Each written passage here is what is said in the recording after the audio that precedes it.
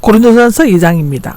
앞서 하나님의 지혜의 우월성을 강조하는 한편 세상 지혜를 내세우면서 자랑하는 것이 어리석은 일임을 지적하는 것인데, 바울은 자신이 고린도에서 전한 복음이 인간의 지혜가 아닌 하나님의 지혜에 근거하는 것이며, 또한 그것은 성령을 통해만 깨달을 수 있음을 강조하고 있는 것입니다. 성경을 이해하려면 성령이 없으면 할 수가 없습니다. 글로만 되어 있는 것이 아니고 그 깊은 곳에 숨어있는 의미가 있습니다. 성경을 공부하다 보면 그것은 본인 스스로가 기도하면서 간구해야지만이 하나님께서 주시는 축복인 것입니다. 1절에서 5절까지는 바울이 십자가에 못 박힌 그리스도를 어리석게 보이는 방법을 전하고 있는데, 첫째 1절에는 형제 여러분이 나옵니다. 특히 바울은 책망할 일이 있거나 중요한 것을 말하려고 할 때는 친근하고 다정한 용어를 사용하고 있죠.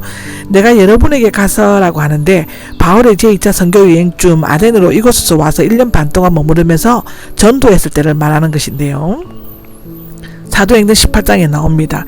여기 증거는 비밀, 복음의 내용이 십자가에 죽은 그리스도로 되어 있는데, 둘 다 하나님께서 계시하셨고 그 계시의 중심이 그리스도의 역사임을 증거하는 복음을 가리키고 있는 것입니다. 말하자면 증거는 하나님께서 그리스도로 말미암아 행하신 구원의 사실에 대한 증언이다.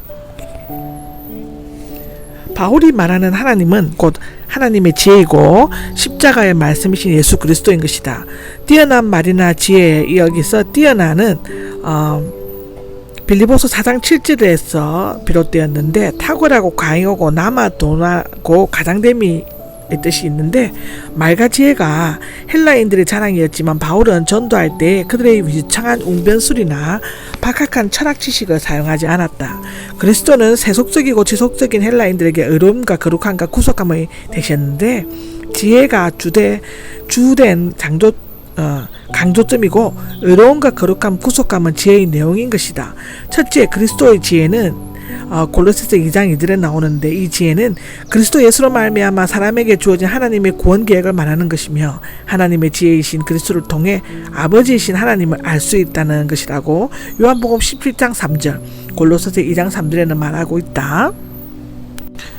그리스도의 의로움에 대해서 말씀하는데, 의로움은 통질적으로 하나님의 속성이며 하나님과의 올바른 관계를 의미한다. 그리스도의 십자가로 말미암음이 의롭다 함을 받은 자는 하나님께 받아들여진다는 것이고, 그리스도는 거룩함이시다는 것은, 거룩함은 그리스도와 영적 교제를 통해 죄와 구별하여 성결케 되고 그리스도의 소유가 된 상태를 말하는데, 그리스도의 구속함이시다는 구속함은 그리스도에 의해 이미 값을 지불되었기 때문에 죄와 멸망에서 완전히 예방되는 것을 의미하며, 그리스도께서는 구속주가 되셔서 그에게 속한 모든 영광과 기업 등을 우리의 것이 되게 하셨는데, 이와 같이 바울의 하나님의 지혜이신 그리스도의 거룩한 사역을 강조한 것이 교회에 환영받지 못한 이유가 되기도 하였죠. 십자가에 못 박힌 것 외에는 이라고 나오는데, 원문에는 왜냐하면이 있습니다. 그것은 앞들 이유를 설명하고 있고, 즉 바울이 뛰어난 말이나 지혜로 전파하지 않는 것은 예수 그리스도와 작정했기 때문이라는 것인데, 그는 복음의 핵심인 그리스도의 인격과 사역인 예수 그리스도와 그분이 십자가에 못 박힌 것을 그것만을 전하고 그 밖에 아무것도 복음의 중요 내용을 삼지 않겠다는 것입니다.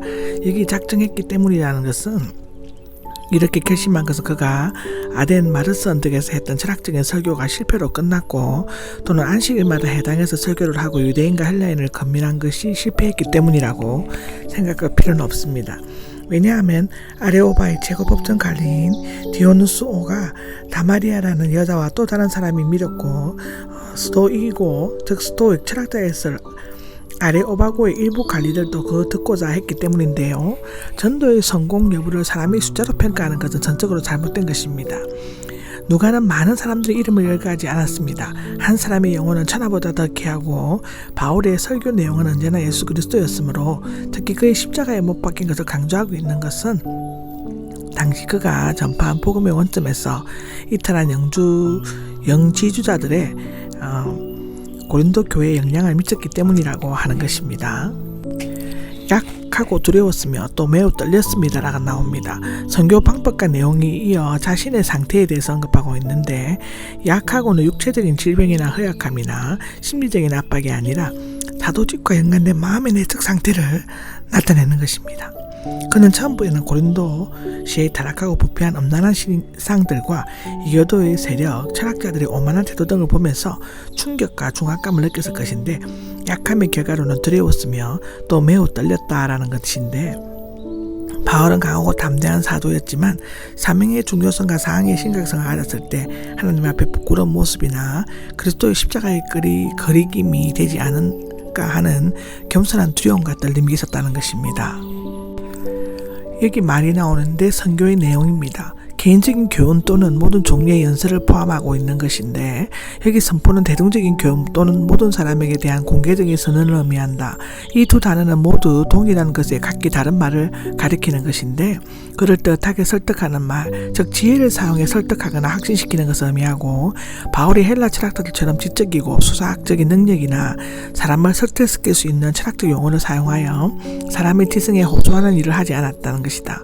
성령과 능력이 드러내는 것은 능력이 있는 성령의 나타남 또는 성령의 능력이 있는 나타남인데, 어느 번역도 다 가능하고, 바울은 사람의 지식에 호소하는 일을 하지 않고 성령의 능력에 의해 역사하는 대로 설득력 있게 전하고 증거하였다. 성령께서 설교자와 청중에게 능력으로 역사하지 않으신다면 설교자의 지혜와 설득력은 아무런 소용이 없는 것이다. 5절을 보면 그것은 여러분의 위함이었습니다 라고 나오는데, 바울이 선교활동을 통해 이루고자 하는 목적은 고린도 교회 신자들의 믿음을 확신하기 위한 것이었는데, 그런데 사람의 지혜에 기초를 두는 믿음은 지혜롭게 보이지만 힘이 없고 항상 흔들리지만, 하나님의 능력에 기초를 두는 믿음은 성령의 역사에 의한 것이기 때문에 언제나 지혜로움이 흔들리지 않는다는 것이다. 말과 선포의 중심은 하나님의 능력이시며 믿음의 주님이시요 또 온전케 하시는 예수 그리스도이시라고 히브리서 12장 2절에는 기록되어 있다. 6절에서 16절까지는 지금까지 바울은 자신이 전하는 복음이 세상의 지혜와 의하지 않았음을 강조하고 이 세상의 지혜와 근본적으로 다른 하나님의 지혜에 대해서 말하고 있는데, 6절의 성숙한 사람들은 어린 아이들의 반대어로서는 원래 목표에 도달한 사람들을 의미하지만, 여기에서는 믿음이 성숙하고 높은 지혜를 깨달아 알 수 있는 능력을 가진 사람을 의미하는 것이다. 참된 의미에서의 지혜는 성령에 의한 깨우침을 받는 성숙한 믿음을 가진 사람만이 깨달을 수 있는 것이고, 이 세상의 지혜, 없어져 버릴 이 세상의 통치자들의 지혜는 이 세상의 이 시대를 의미하고 그리스도께서 들이마셔서 만물을 새롭게 하실 때까지의 기간을 가리키는 것이다.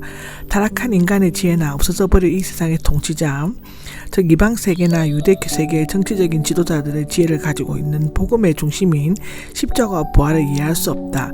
인간의 것은 그것이 지혜든지 권세든지 결국에는 다 허망하고 다 사라져 버릴 것이다.